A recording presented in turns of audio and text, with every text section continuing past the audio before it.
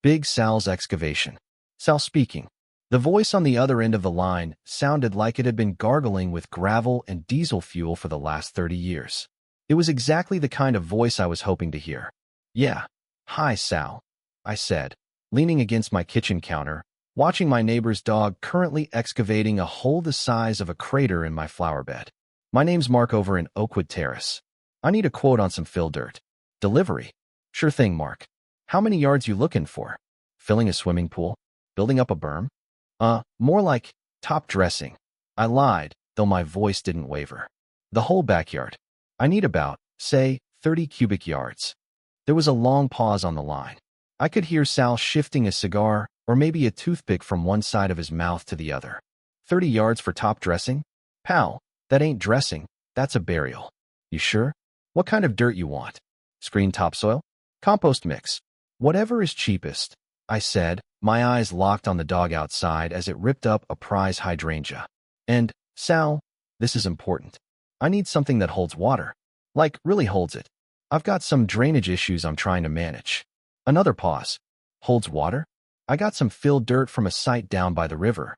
High clay content. Heavy stuff. Cheap as dirt, literally. But let me warn you. When that stuff gets wet, it turns into straight gumbo. It's sticky, it's heavy, and it don't drain for nothing. You sure that's what you want?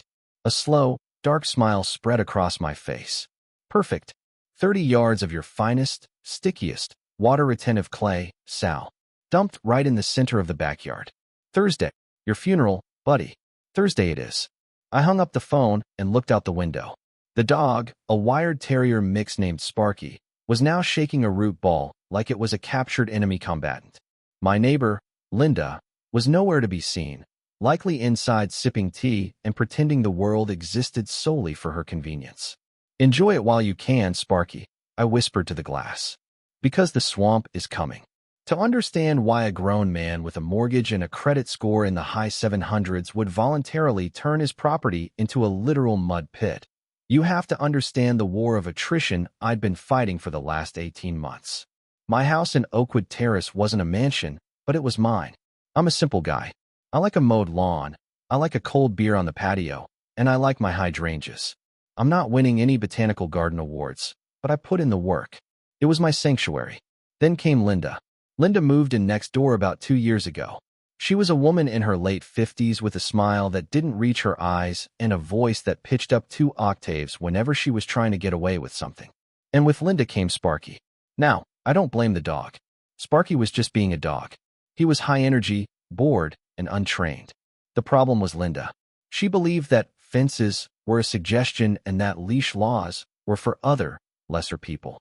She treated the entire neighborhood, and specifically my backyard, as Sparky's personal dog park and restroom. It started small. A deposit left on the lawn here, a trampled flower there. I'd see her out back, watching him run into my yard, and I'd wave and say, "Hey, Linda, could you grab that?" "Oh, heavens, Mark," she'd gasp, clutching her pearls like I'd just accused her of murder. "Did he do that? Naughty boy. I'll get it later, I promise. He just loves exploring. He has such an adventurous spirit." Spoiler alert, she never got it later. It escalated. It became a daily routine. I'd wake up, look out the window, and see Sparky treating my lawn like the beaches of Normandy. Holes everywhere. And the poop, it was like a minefield. I couldn't mow my lawn without doing a recon sweep first. I tried everything a civilized human being is supposed to do. I talked to her. "Linda, seriously, he dug up the irrigation line yesterday." "Oh, Mark, maybe your soil is just softer?" "He loves soft dirt. Take it as a compliment." "A compliment." "Right." I tried deterrence. I bought that bitter apple spray. Sparky licked it off the grass like it was gravy. I bought a motion-activated sprinkler. Sparky treated it like a water park, barking at the jet stream until he was soaked, and then Linda had the audacity to complain to me that her angel came home wet and cold. I tried the HOA. I filled out the forms, I sent the photos. They sent her a generic letter about community standards, which she ignored with the grace of a seasoned politician. I called animal control. They told me that unless they caught the dog in the act, or I had a time-stamped video of him attacking someone, there wasn't much they could do about a neighbor dispute. "Just work it out, guys," the officer said, looking tired. "Work it out." Sure. The breaking point. The moment my soul left my body and was replaced by a demon of pure, petty vengeance, happened on the 4th of July. I was hosting a barbecue.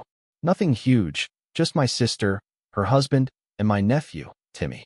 Timmy is 8 years old, a sweet kid, and he loves two things: superheroes and cheeseburgers. I had spent all morning prepping the yard, cleaning up the latest round of Sparky's landmines, and getting the grill perfect. We were sitting at the picnic table. The sun was shining, the burgers were hot, and Timmy had just loaded his plate with a cheeseburger, ketchup, no mustard, exactly how he likes it. He was lifting it to his mouth, eyes closed in anticipation, when a blur of white and brown first shot out from the hedges. Sparky didn't just run, he launched. He cleared the bench, landed on the table with dirty paws, snatched the burger right out of Timmy's hands, and scrambled away, knocking over a pitcher of lemonade in the process. Timmy screamed. Not a cry, a scream. The burger was gone. The table was a mess. I stood up, tongs in hand, vibrating with rage. I looked over the hedge. Linda was standing on her back porch, holding a glass of wine, watching the whole thing. Linda, I warned. Get your dog. She giggled. Actually giggled. Oh, Mark, lighten up. It's a holiday. He just wanted a hot dog. Don't be such a Scrooge. I'll buy the kid a Happy Meal later. She opened her door, whistled, and Sparky trotted back to her, devouring my nephew's dinner. She patted his head, called him a clever boy, and went inside. I looked at Timmy, who was sobbing. I looked at the ruined table, and something inside me snapped. It wasn't a loud snap. It was a quiet, structural failure of my morality. That night, after everyone left, I sat on the patio in the dark. I realized that reasoning with Linda was like trying to teach calculus to a goldfish. She didn't care about my property rights. She didn't care about my flowers. She didn't care about my nephew. She only cared about her own convenience. So, I needed to make my yard inconvenient. I looked at the hole Sparky had dug. He liked dirt. He liked digging. Linda hated cleaning him. The idea hit me like a lightning bolt. If Sparky wanted to play in the dirt, I would give him the ultimate playground. And I would give Linda the ultimate laundry day. Which brings us back to Sal and his 30 yards of gumbo clay. Thursday morning arrived with the rumble of a diesel engine that shook the pictures on my living room walls. I walked out the front door just as Sal's massive dump truck was backing into my driveway. It was huge. The bed was lifted high, filled to the brim with dark, heavy, clumpy earth. The neighbors were already watching. Mrs. Gable across the street had paused her gardening. The mailman had stopped his truck. And, of course, Linda's curtain twitched. The driver hopped out, looking at my manicured, albeit hole-riddled, lawn. You want this, right in the middle? Dead center, I said, handing him a Gatorade. Bury it. With a hydraulic whine and a ground-shaking thud, the dirt cascaded onto the grass. It wasn't a pile, it was a mountain. It covered 2/3 of the yard. It was ugly. It was aggressive. It was beautiful. As the truck pulled away, Mrs. Gable wandered over. Mark, honey? Did a sinkhole open up? What are you doing? Landscaping project, Gladys, I said, leaning on a shovel I had no intention of using yet. Going for a natural prairie look. Trying to reset the soil grade. She looked at the mountain of clay. It looks like a grave. It's a rebirth, Gladys. A rebirth. Phase 1 was complete. Now for Phase 2, hydration. I hooked up every hose I owned. I dragged out 3 sprinklers, an oscillator, a spinner, and a pulsator. I set them up around the perimeter of the dirt mountain and turned the spigots on full blast. I let them run, and run, and run. I ran them all morning. I ran them through lunch. I ran them until my water meter was spinning so fast it probably threatened to take flight. The water soaked into the clay. The clumps broke down. The mountain slumped and spread. By 4 p.m., my backyard was no longer a lawn. It was a bog. It was a shimmering, viscous, chocolate-colored swamp about 6 inches deep. It smelled earthy and wet. It squelched if you looked at it wrong. It was the Psalm, 1916, recreated in a suburb. I turned off the water and retreated to my patio with a tall glass of iced tea. I sat in my lounge chair, hidden by the shade of the awning, and waited. It didn't take long. At 4:35 p.m., Linda's back door slid open. Sparky, potty time. Go play. Sparky shot out of her house like a cannonball. He raced through her bushes, cleared the property line with his usual practiced ease, and headed straight for my yard. He hit the edge of the lawn and stopped. I watched over the rim of my glass. The dog paused, sniffing the air. He looked at the vast expanse of wet, brown sludge.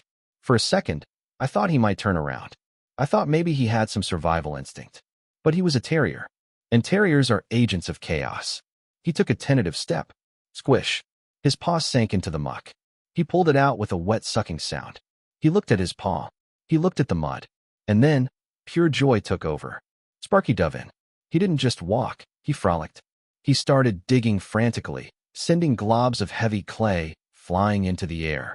He rolled onto his back, wriggling his spine into the cool slime, coating himself from ears to tail in thick, sticky, gray-brown batter.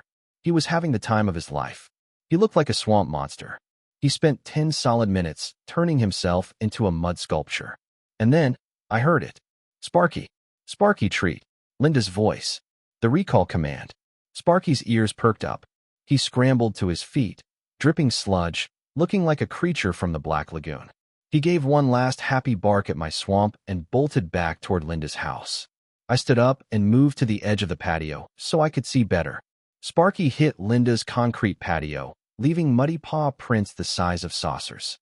He reached the back door just as Linda slid it open, a smile on her face, a dog treat in her hand. Who's a good bee? The scream that followed was not human.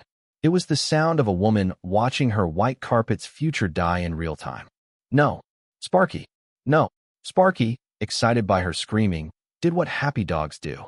He shook. He shook hard. Centrifugal force took over. Globs of heavy, wet clay flew off his coat like shrapnel. They hit Linda's white capri pants. They hit the sliding glass door. They hit the patio furniture. Sparky, get down. Get away.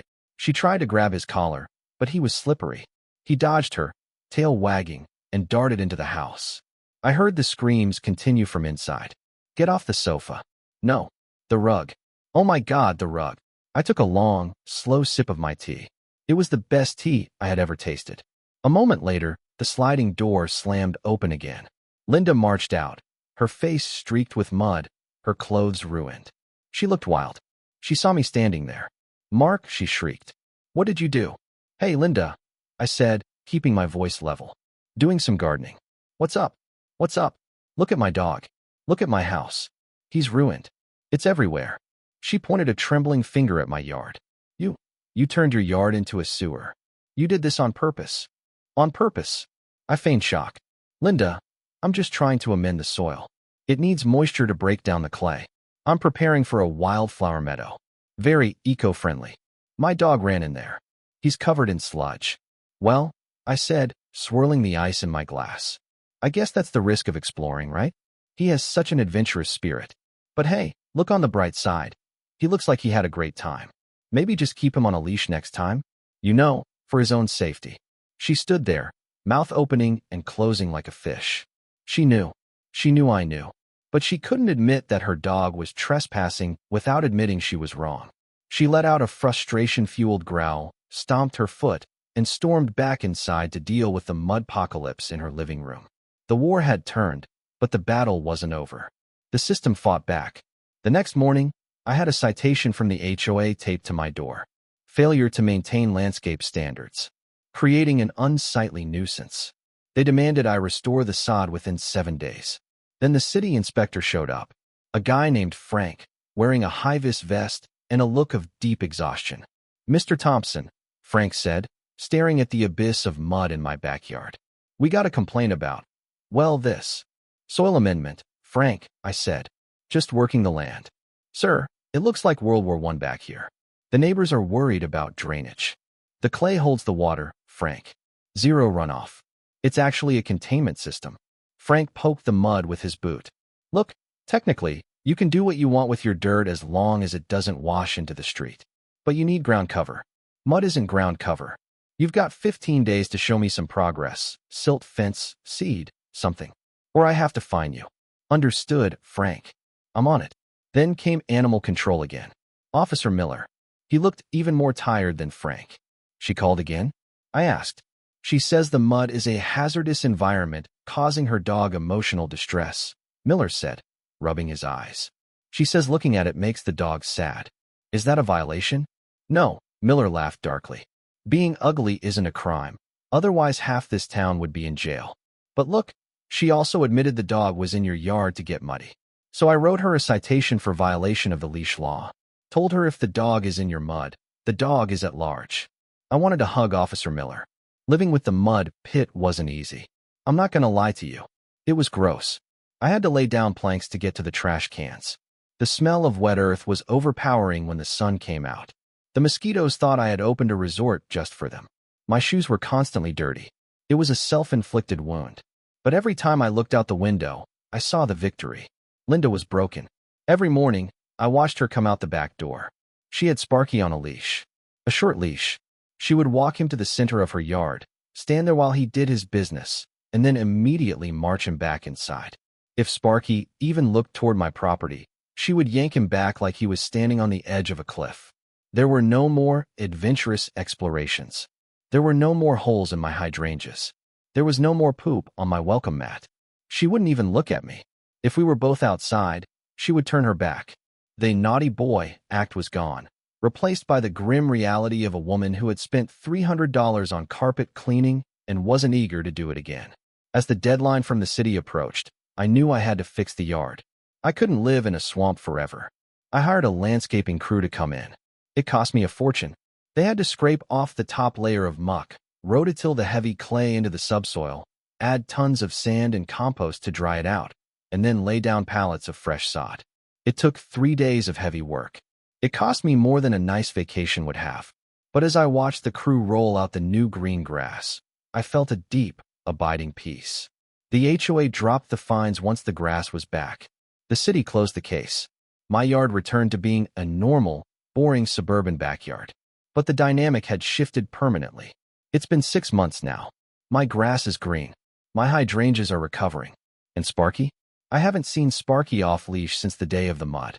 Linda walks him 3 times a day, always tethered, always steering clear of my property line. Sometimes, late at night, I sit on the patio with a beer and look at the lawn. I think about the money I spent. The dirt, the water bill, the sod. It was irrational. It was petty. It was arguably insane. But then I remember the look on Linda's face when that mud-covered terrier shook himself off in her living room. I remember the silence of my backyard now, undisturbed by digging paws. And I take a sip of my beer and think, worth it. Sometimes, you can't win by taking the high road. Sometimes, you have to get down in the mud. Literally. So, I have to ask you guys, was I too harsh? Should I have tried talking to her one more time? Or did Linda get exactly what she ordered? Let me know in the comments. And if you've got a neighbor story, drop it down there too. I need to know I'm not the only crazy one. Thanks for listening. Keep your fences high and your dirt cheap. See you next time.